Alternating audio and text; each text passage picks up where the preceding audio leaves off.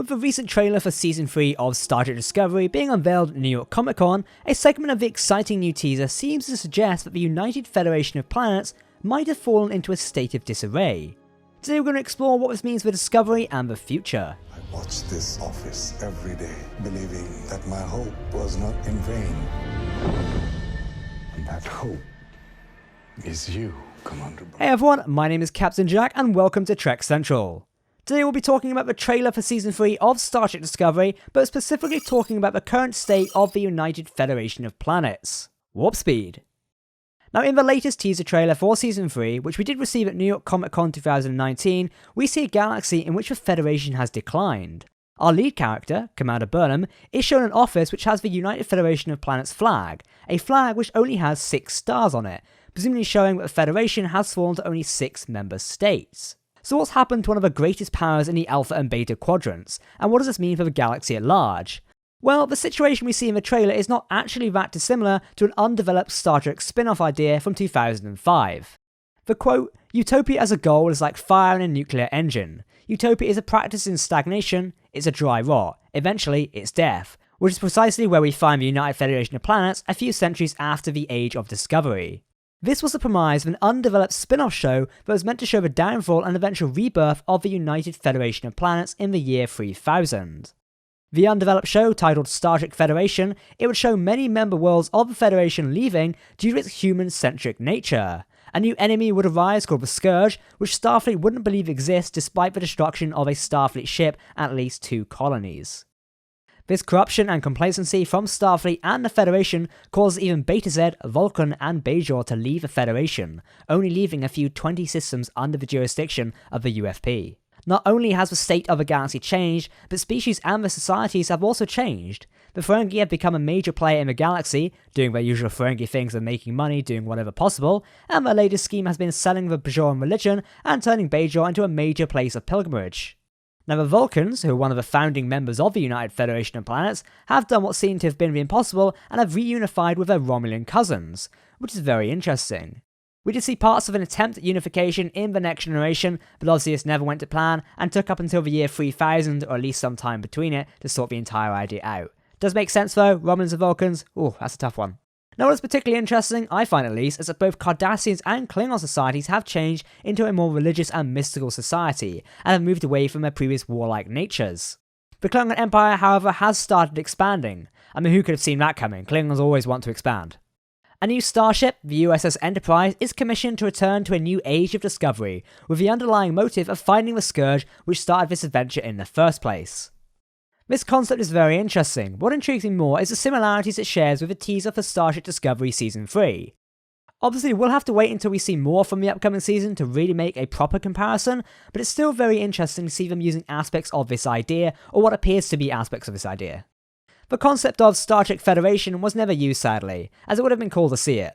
In the final stages of development, a pitch of the potential series had been completed and was ready to hand to the studio. However, a day before they were ready to hand it in, Paramount announced a movie deal with J.J. Abrams. The pitch for Star Trek Federation was never handed in, but it's interesting to hear about these undeveloped stories we do find.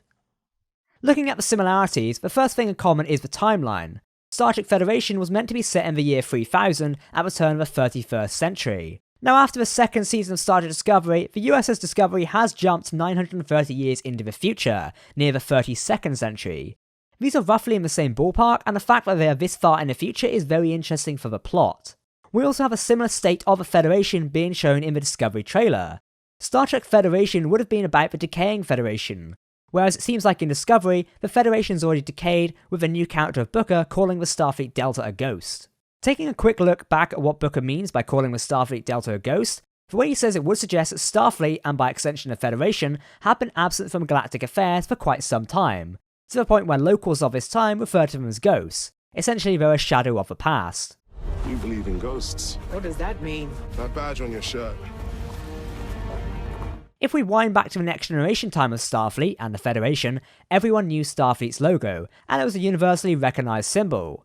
So the fact it's referred to as a ghost in the future already suggests to us that something has happened in the years that have passed.